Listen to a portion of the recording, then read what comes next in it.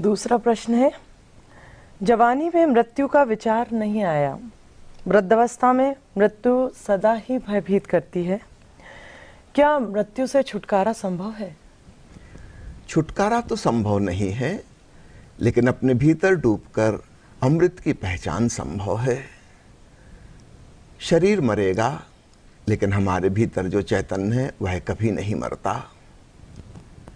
तो ध्यान के द्वारा सुपर कॉन्शसनेस में पहुंचकर हमें पता चलता है अपने अमृत चैतन्य के बारे में, जिसकी कभी कोई मृत्यु नहीं होगी।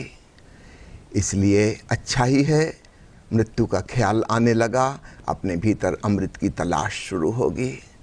जवानी तो एक प्रकार की मूर्छा में, निद्रा में, वासना में गुजर जाती है। वासना की अपनी मूर्छा है, बेहोशी है, एक प्रकार का नशा है। बचपन खेल कूद में गुजर जाता है।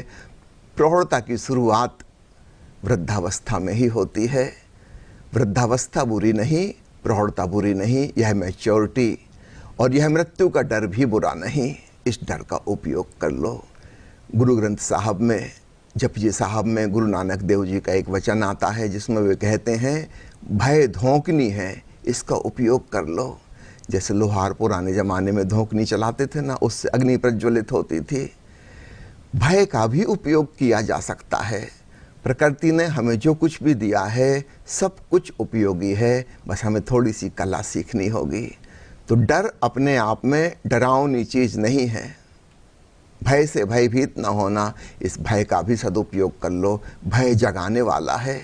तुमने ख्याल किया, जब कभी कोई खतरे की घड़ी होती है, भीतर तुम अपने आप ही बड़ी चौकन्नी अवस्था में सुपर कॉन्शसनेस में पहुंच जाते हो। यद्यपि वह सजगता की अवस्था तनावपूर्ण होती है भय के कारण। काश ऐसी ही सजगता की अवस्था विश्रामपूर्ण अवस्था में घट जाए तो ध्यान हो जाए, समाधि हो जाए। समाधि शब्द भी बड़ा अद्भुत है। ध्यान की पराकाष्ठा को भी हम समाधि कहते हैं और किसी व्यक्ति की कब्र को भी समाधि कहते हैं। एक अर्थ में ध्यान की पराकाष्ठा और मृत्यु पर्यायवाची हैं। जो व्यक्ति जीते जी समाधिस्थ हो गया, शरीर तो उसका मृतवत हो गया थोड़ी देर के लिए, लेकिन इस बीच उसने अपने भीतर अपने अमृत स्वरूप को पहचान लिया। तो बाहर से तो वह शवासन में पड़ा था जैसे कि मर गया हो, इतना शांत, इतना शिथिल, सब ढीला पड़ गया, और भीतर उसने परम सजगता की अवस्था में अपने अमृत स्वभाव को जान लिया। जो कभी विश्वधारा में 2 प्रकार के कार्यक्रम होते हैं जन्म मृत्यु के पार जाने के लिए। एक है महाजीवन प्रज्ञा, जिसमें हम अवचेतन में जाकर अपने पिछले जन्मों की याद करते हैं। तब हमें पता चलता है कि हम तो सैकड़ों बार जन्मे, सैकड़ों बार मरे, वस्तुतः ना हम कभी जन्मे ना कभी मरे।